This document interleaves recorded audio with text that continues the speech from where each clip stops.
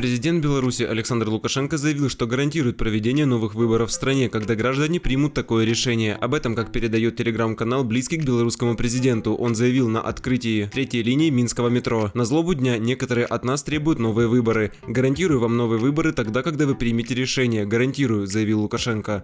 Он также пожаловался, что западные партнеры требуют от него перевыборов президента. Немцы вчера озаботились, аж в парламенте своем приняли решение для нас, белорусов. Вы сначала там, у себя разберитесь, в Польше разберитесь, они поближе. И самое главное, потребуют ли они от американцев провести новые повторные выборы. Вот я посмотрю, как немцы потребуют от американцев, добавил он. Накануне белорусский президент обещал провести новые выборы только после конституционной реформы. По его словам, действующая конституция дает слишком много прав президенту и будет опасно передать ее кому попало. Также Лукашенко обещал вынести проект новой конституции на всеобщее обсуждение, чтобы прикрутили, высказали свое мнение, что им нравится, не нравится, свои соображения, объяснил он. В России приветствовали инициативу Лукашенко. Как заявил президент Владимир Путин, проект новой конституции является шагом навстречу белорусской оппозиции. При этом он отметил, что Москва не собирается вмешиваться в этот процесс и судьбу Беларуси должен решать народ. Экс-кандидат в президенты Светлана Тихановская и член Координационного совета Павел Латушко записали обращение к военным в республике. Оно опубликовано в телеграм-канале лидера белорусской оппозиции. В обращении политики призвали армию не поддаваться угрозам властей страны и не участвовать в подавлении народных выступлений. Они пообещали военнослужащим, не замешанным в преступлениях, сохранение зарплаты и должностей после победы над действующим режимом. По мнению Тихановской и Латушко, военнослужащих в Беларуси хотят втянуть в противостояние с гражданами и заставить нарушить присягу.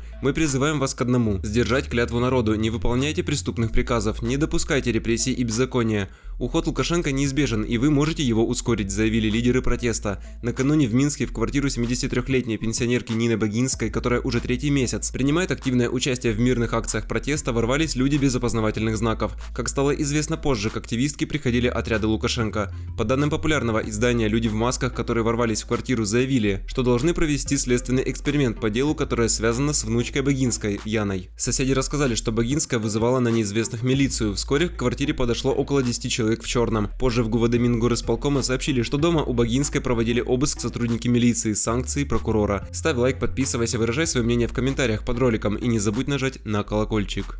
Следователи возбудили уголовное дело в отношении 4 работников Белорусского металлургического завода из-за организации беспорядков на территории предприятия. Об этом сообщает сайт Следственного комитета Беларуси. Дело было открыто по статье «Организация и подготовка действий, грубо нарушающих общественный порядок, либо активное участие в них». По данным следствия, группа агрессивно настроенных граждан из числа работников предприятия и иных лиц 17 августа на территории завода остановила движение технологического транспорта, выполняющего доставку сырья в сталеплавные цеха, что привело к нарушению работы предприятия и причинению ущерба. Также стало известно, что Марии Колесниковой продлили срок содержания под стражей до 8 января. Об этом сообщила пресс-служба Виктора Бабарика. Следственный комитет отказался изменить меру пресечения для Колесниковой содержания под стражу на залог. Как сообщили в пресс-службе Бабарика, в комитете это объяснили тем, что избранная мера пресечения является наиболее целесообразной и эффективной. Недавно срок содержания под стражей продлили и Виктору Бабарика. Он остается в СИЗО КГБ по 18 декабря. Суд 6 ноября отказал защитникам Бабарика в удовлетворении жалобы на продление срока его содержания под стражей. Также первый замглавы МВД Геннадий Казакевич приехал на встречу со студентами МГЛУ. Он отметил, что готов ответить на вопросы, которые есть у студентов, в том числе и самые актуальные. Уже месяц или больше, как на входе в университет нас встречают работники милиции. Для чего они здесь находятся и есть ли от этого положительный эффект? Поинтересовались студенты у Казакевича. А есть положительный эффект от того, что у нас есть здравоохранение. От врачей есть положительный эффект сам по себе. Вот врач и врач, ответил он. Но они не встречают нас на входе в университет, парировали студенты. Врачи? Но если у вас горло заболит, вы же к доктору пойдете? Я пытаюсь вам сказать, что сотрудники милиции, как и люди других пограничных профессий, не нужны сами по себе, они нужны для чего-то. В данном случае учебным заведением был заключен договор с департаментом охраны на то, чтобы сотрудники департамента охраны, да, это милиционеры, но это не ОМОНовцы и не участковые инспекторы, выполняют лишь функцию по охране имущества и физической охраны лиц, которые здесь находятся. С какой целью ваши руководители заключили договор? Ну, наверное, с этой, обеспечение общественного порядка, вот и все, заключил Казакевич. Для поддержки канала ставь лайк, обязательно подписывайся, пиши в комментариях свою точку зрения и если не хочешь пропустить видео, жми на колокольчик.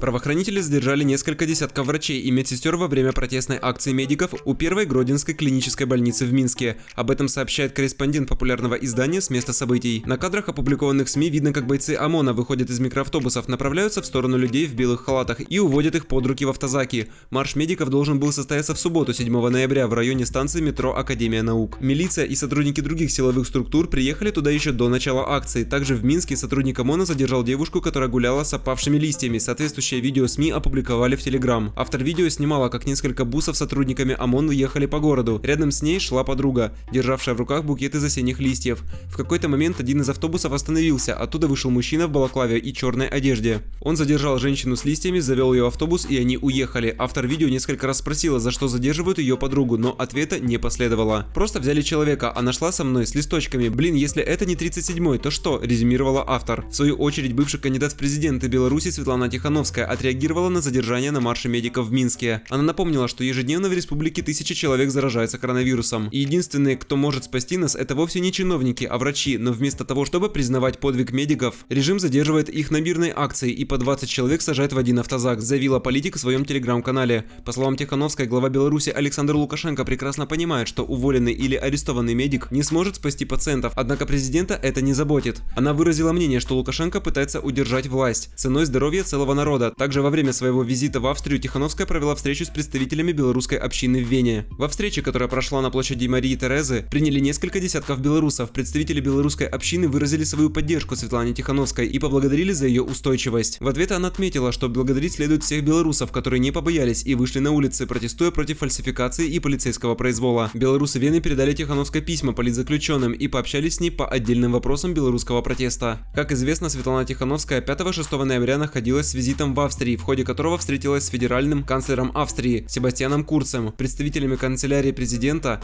депутатами, а также послами стран-участниц ОБСЕ. Ставь лайк, подписывайся, выражай свое мнение в комментариях под роликом и не забудь нажать на колокольчик.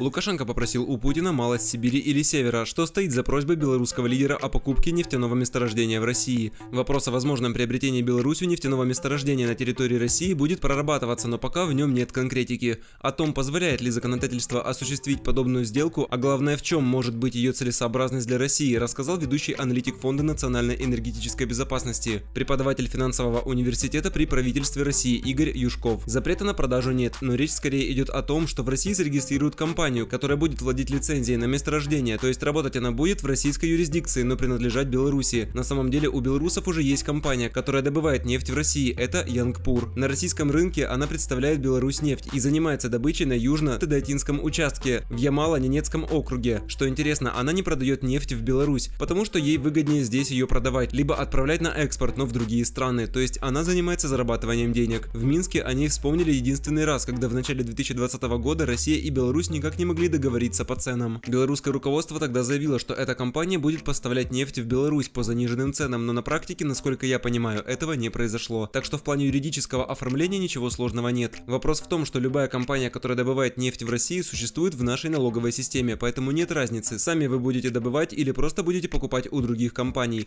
Все равно вам дешево нефть не купить, как хотят белорусы. Поэтому думаю, смысл предложения Лукашенко в следующем: дайте нам какое-нибудь месторождение, на самом деле даже не важно, будет оно Беларуси принадлежать или нет, и предоставьте налоговые льготы. Льготы по налогам на добычу полезных ископаемых НДПИ на нефть. Он просто хочет обойти налоговый маневр и повысить тем самым рентабельность белорусской нефтепереработки, потому что в рамках налогового маневра каждый год на 5% опускается экспортная пошлина, на 5% возрастает НДПИ. Это приводит к тому, что когда нефть извлекают из-под земли и оплачивают НДПИ, она уже стоит дорого, и для белорусских перерабатывающих предприятий в том числе. Но тут важный момент. Во-первых, в нераспределенном фоне остались только малые и средние месторождения, все остальные разобрали. Во-вторых, это, как правило, месторождения с нуля, в чистом поле. Беларуси они сейчас не нужны.